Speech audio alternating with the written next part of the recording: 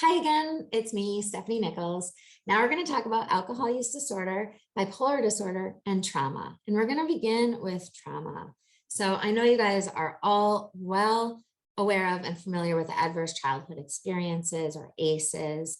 Again, just as a quick reminder, adverse childhood experiences largely fall into several buckets, including psychological, physical, or sexual abuse, household substance misuse, mental illness, or criminal behavior, or if the mother was treated violently. And we know that the number of adverse childhood experiences corresponds to many, many different disorders and other conditions that we'll talk about in a second here. But we also know that adverse childhood experiences are, the number of them vary depending on different demographic factors. For example, we know that people who identify as Asian, Hispanic, or African American are more likely to have 2 or more adverse childhood experiences compared to people who identify as Caucasian, right? So the blue is 2 or more, the orange here is 1, and the green is 0. We also know that women are more likely than men. People who identify as women are more likely than people who identify as men to have 2 or more adverse childhood experiences. And we also know people who are younger, so those that are 19 to 34 years of age, about 40% of that patient population have experienced 2 or more adverse childhood experiences compared to not quite as many 34 to 64-year-olds and much, much fewer 65 and older patients. So differing rates of number of adverse childhood experiences based on racial and ethnic, gender, and age-related factors. And so, as I mentioned, adverse childhood experiences or events are highly correlated with substance use. So over here on the left-hand side in this table, you can see that different substance use symptoms correspond to amount of ACEs. So for example, when talking about someone self-identifying as an alcoholic, which remember, that's okay to self-identify as an alcoholic, but as healthcare professionals, we should not use the term alcoholic. We should be using alcohol use disorder. But for somebody to self-identify as an alcoholic, if somebody has 1 adverse childhood experience, they're twice as likely to identify as an alcoholic versus someone who has none. But look at this, there's a dose-dependent relationship. So if somebody identifies as having 2 or more adverse childhood experiences, they're 4 times more likely to identify as an alcoholic. And that number just continues up, right? By the time you get 4 or more adverse childhood experiences, somebody may be 7.5 times more likely to identify as an alcoholic versus those that don't have any.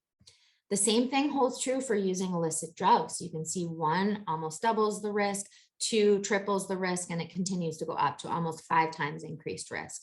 Same thing with injecting drugs. There was no significant difference between 1 and 0 adverse childhood experiences with regard to smoking and injecting drugs, but you can see with injecting drugs in particular, the numbers quickly go up once you get to 2 adverse childhood experiences and more. And then you can see the numbers here for smoking. As a side note, we also know that adverse childhood experiences correlate with smoking, obesity, depression, suicide attempts, and very high number of sexual partners. And on the right-hand side here, this is the theory behind what is going on. So we have adverse childhood experiences that happen in childhood. This can lead to social, emotional, and/or cognitive impairment as the person continues to develop. Around adolescence or early adulthood, the person often starts to adopt high-risk behaviors, including alcohol intake and other behaviors, which could correspond to later life disorders. So the adoption of high-risk behaviors that can lead to disease, like an alcohol use disorder, as well as disability and other social problems. We also know that some of these behaviors can lead to other medical diseases as well, and mental illness as well. And then finally, all of these can contribute to early death. So this is how adverse childhood experiences impact morbidity throughout the lifespan and then eventually mortality. And trauma is not, of course, not just about adverse childhood experiences. There's also an association with PTSD and alcohol use disorder in veterans, right? So thinking about combat-related trauma. So this is a study looking at about 4,000 US veterans and looking at the relationship between PTSD and alcohol use disorder. And they found a couple of interesting things. They found out in veterans, in all veterans with alcohol use disorder, regardless of whether they had a PTSD diagnosis or not, dysphoric arousal and externalizing behavior symptom clusters were most strongly associated with the alcohol use disorder. And this was adjusted for sociodemographic information, military status, trauma factors, and depressive symptoms. Further, when looking at people who screened positive for PTSD, so veterans who screened positive for PTSD, we saw that same thing, externalizing behaviors and dysphoric arousal were strongly associated with substance use disorder. But we also found, or these researchers also found, that anxious arousal was associated with substance use disorder in veterans who screened positive for PTSD. So really important to identify and recognize the impact of externalizing behaviors and arousal symptoms, as well as anxious arousal in patients with PTSD, and how those factors may be driving alcohol use disorder in this veteran population. I also would be remiss if I didn't mention trauma as it relates to COVID-19 and the relationship with substance use disorders. So we're all living through COVID-19, right? Here we are. And a lot of us have been experiencing isolation and loss of social support, right? These are things that we've all experienced. And for some people, this is going to increase risk of substance use. We also know that many people are under a lot of stress, work stress, childcare stress, elder care stress, plus or minus unstable housing related stress, right? And again, that is often going to lead to self-medication with substances. We know that stress and collective trauma are occurring right now. And for many people with a history of trauma, so pre-existing trauma, further stressors will re-traumatize people. And so that's occurring as well in many people. We also know that many people are experiencing a worsening of pre-existing mental illnesses in some cases, or having an emergence of new mental illnesses like depression or anxiety are very common. And we know that some people are experiencing unsafe domestic situations that have been exacerbated with COVID-19 related restrictions, and that can further increase substance use. And we've seen this. We've seen that impaired driving has increased between 2019 and 2021. Via OUI arrests by Portland police here in Maine, as well as motor vehicle crashes. We see that EMS calls that relate to alcohol have increased between 2010 and 2020, and you can see a big spike around 2019, 2020.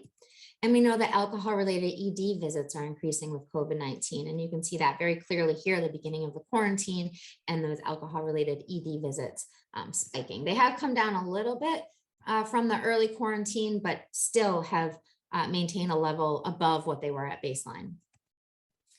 So the other thing I just want to talk about here is a relationship between bipolar disorder and comorbid alcohol use disorder, because this is also really important.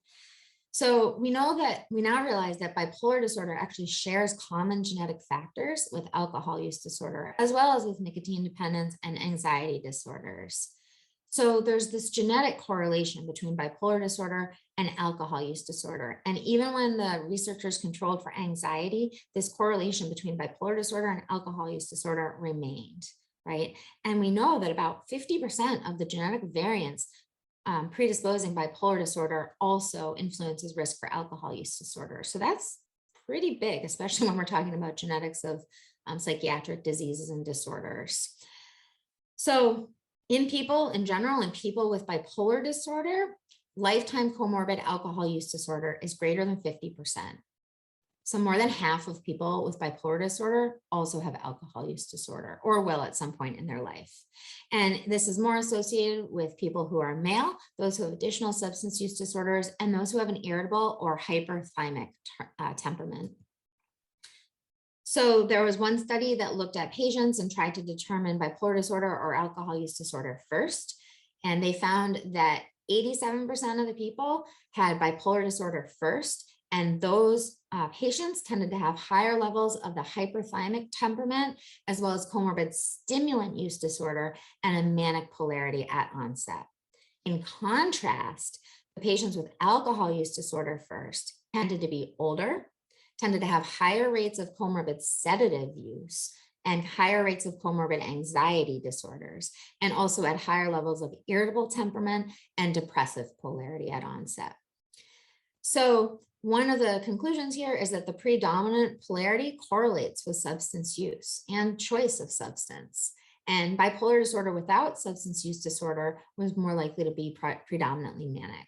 Bipolar disorder with alcohol use disorder or polysubstance use disorders tended to be more predominantly depressive. So some other things to consider when you're seeing patients with bipolar disorder and thinking about alcohol use disorder and other substance use disorders. So with that, I thank you very much.